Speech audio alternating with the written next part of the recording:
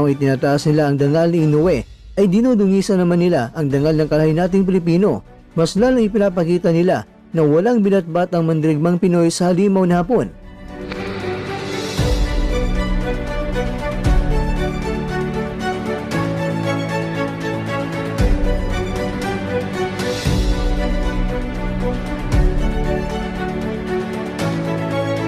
Sinabi pa dito, ng huling pagkakataon na mawag sa Casimero ng World Title Belt ay mga 5 hanggang 6 na taon na ang nakaraan.